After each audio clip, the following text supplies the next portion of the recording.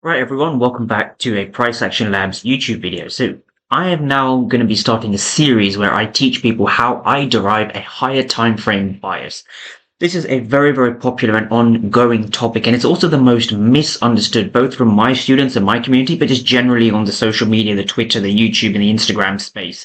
So building a higher time frame is actually the easiest and most important thing, and it really builds the foundation for pretty much any strategy you use, whether you use ICT, order flow, SMC, patterns, indicators, whatever you use. Having a higher time frame bias or building a higher time frame bias is the most crucial thing. And in this video, I'm going to be breaking down how I do that. Now, the secret to building these strategies for higher time frame bias is that they need to be mechanical. They need to be systematic. And when you have mechanical and systematic trading, you can then remove your emotions, which is what leads to profitable trading in the first place. When you rely on mechanical systems and processes, you're able to derive what works and what doesn't work, and you can tweak your data as per your personality. But when you rely on multiple confluences juggled together from different sources and you put them together into a so-called trading plan, it never seems to work. So in this video, I'm going to be going over higher time frame bias. This is going to be part one of the video. So in part one, I'm going to introduce you to the 4-pillar process that I use, right? 4 pillars I use to determine a higher time frame bias on any market, be it Forex, futures, options, even crypto. But here we're going to be focusing on gold or XAU USD. So this is one of the most popular markets traded all across the world, right? So XAU USD. But this applies to any particular pair. So pay attention to the end. I'm going to be going over some examples. This is also going to be an outlook on gold as well. So if you are someone who trades gold or any USD pair, this is a video you definitely want to watch, as it can equip you with the tools to become funded and also develop a higher time frame strategy if you don't like the lower time. But please be aware that this can also be applied on the lower time frames. So that being said, let's get involved in the video. So when it comes to determining a higher time frame bias, part one of this series of high time frame bias videos will actually focus on the 4-part process. So what are these 4 pillars that we're going to be focusing on? Well, the first is market structure. Now, with market structure, we're simply referring to highs and lows in the market, right? Structural highs and structural lows, the most organic, simple, but most misunderstood and misused concept within the whole of trading. That's kind of step 1 of the 4-pillar process, right? Steps 2, 3, and 4 are as follows. We're going to be going over the dealing range. Now, the dealing range is the most misused and misunderstood concept when it comes to ICT, right? So market structure is highs and lows. The dealing range is essentially the most recent high and low, and we're going to be going over that in a live example later on in the video. Step 3 are PD arrays or PD arrays or premium and discount arrays. These are essentially the bread and butter to what we mean by buying low and selling high. And I'm going to be introducing you to a very, very simple way that ICT traders can use the Fibonacci tool to their advantage to derive an overall higher time frame bias. And last but not least is inefficiencies or fair value gaps. Fair value gaps are essentially what the market spools to, as well as liquidity, right? So keying off number 4, traders should also understand that fair value gaps do come along with liquidity. So we use fair value gaps and liquidity to our advantage, and we will be covering all 4 of these concepts, or all 5 of these concepts right now on gold. So now if we just go up to the gold time frame, right, what we can see over here is obviously an uptrend. You know, gold, we've had the US elections, you know, we had FOMC recently, and gold generally has been ripping through the market and has been making all-time highs. Now, one thing I want to say with gold is, of course, now if we just follow the very, very basic structure, we see structure performing something like this. So we see highs and lows and highs and lows. Now with gold, I actually prefer to use the 4-hour time frame. And the reason I prefer to use the 4-hour time frame is because the 4-hour time frame gives us slightly clearer market structure to deal with. So let's understand how I mark out the market structure. So market structure is one of the simplest concepts, one of the most powerful concepts, and one of the most misunderstood concepts. And the reason I say that is because I want people to understand the simplicity of how I mark out market structure. So I'm going to be starting from the bottom left, and we're going to go up to the top right. So we have a structural high, structural low. Now we've had a break over here. So this is now the structural high. We had a pullback over here. This is the pullback because this is the lowest area before this high over here has been broken. This high has been broken. So I make the next structural high up here. Structural low. And now we have a structural high like this. Now see how I've done this. I'm not marking out every single high and every single low and every single high and every single low. That's unclear. And it's also not the correct way you want to be understanding structure. Structure, just like the diagram suggests, you want to be seeing structure do this, right? You want to be seeing healthy corrections followed by bigger pullbacks, healthy corrections followed by pullbacks, healthy corrections followed by pullbacks. And it's the same thing with this market, okay? So now let's zoom into more recent kind of price action, right? What are we looking at with this particular market? Let's look into most recent price action. So of course we are bullish on the 4 hour. We have a bullish break of structure. This is very clear to see. We broke it with the body. So this is kind of step one, right? Step one, market structure. I'll just write structure for short. We have our structure that has been very, very clear to understand, and we can see that the market structure is bullish. Right, now we go on to step two. Step two was the dealing range, or I'll just write DRT for short. This is dealing range theory.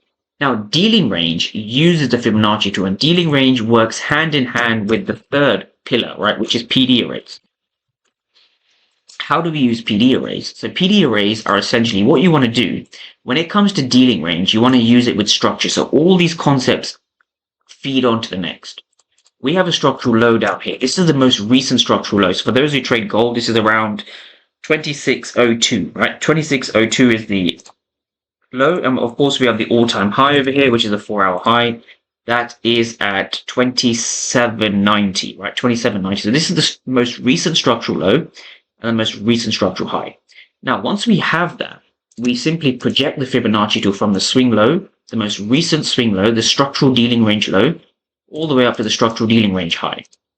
This here is what gives us our PD array. So notice how we've gone straight from number 2, the dealing range, to the PD arrays. Just so people can understand the dealing range a bit more, it's the most recent swing low all the way up to the most recent swing high. So this is the dealing range we're currently working in. Now, we use the Fibonacci tool this way. So I just want people to understand, right? We've projected it from the swing low up to the swing high. If I get rid of this one more time and re-show it on the charts, we're projecting it from the swing low to the swing high. So now that we have our structure, our dealing range, and our PD arrays established. Now, what do I mean by PD array? Of course, we know anything below the 50% level is a discount. I'll just write D for short. And anything above is a premium. I'll just write P for short. This is the premium. This is the discount. Now, last but not least is we're looking for fair value gaps and we're looking for inefficiencies. I personally like to start at the premium. So if we look at the premium over here, this is our all-time high, the structural dealing range high. Now, if I like to use rectangles. So this is a fair value gap. This is an inefficiency. So this is the point of interest. This is the inefficiency. And the reason why this is an inefficiency, this is an area of interest, is because we've left a fair value gap over here. Price has left a fair value gap over here. This is number 4. Price has left an inefficiency. So this is now a 4-hour. This is now a H4 fair value gap. Right, we also have the same thing over here, and our price is currently in this zone. Price is currently, as we speak, time of recording 8th of November, price is currently in this zone. So this is another 4-hour POI, another 4-hour fair value gap, okay? These are the premium fair value gaps. Now we want to go down into discount and look for the same thing, right? So we had a massive kind of buy over here. Going on to Wednesday, we saw the low of the week. Now this is not coincidental when you understand how POIs or points of interest work. So for those who want to know, right, what makes a point of interest? Now, number 1, it's the PD array. We want to be in a firm discount or a premium. Number 2, we want to leave a fair value gap. These are the 2 most important things when it comes to a POI. Notice how we have a fair value gap just over here. So this is going to be our point of interest, right? Because if we look over here, we've left a fair value gap, right? We have a 4-hour fair value gap. We're in the discount and price is broken structure. It's given a market structure shift. As you can see over here, the price has definitely ticked all the boxes. So this is an area of interest or a fair value gap of interest, right? This is a point of interest, a POI. So when it comes to determining a higher time frame bias, right, I use the 4-hour a lot. So from here, now that we've covered all 4 of our pillars, just to remind ourselves again what those 4 pillars were, right? So we had structure. So our structure is bullish. We have a dealing range that's, again, obviously going to be bullish as well. Right, notice where we are in the dealing range. Where are we in the dealing range? We're in premium and we are at a fair value gap. Now, from a higher time frame perspective, you want to ask yourself, where are the highs and where are the lows? This is the low, this is a high. Now, as it stands from a structural standpoint, this is a weak structural high. This is a strong structural low. So this is a strong structure. This is a strong structure. Whereas up here, this is a weak structure. We just label that. This is a weak structure.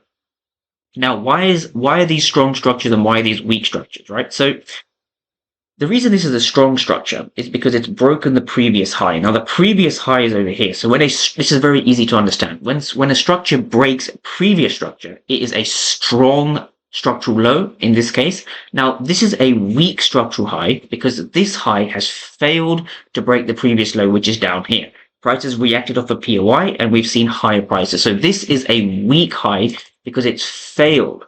I'm just going to write it's failed to make a new low as the market stands here in live condition.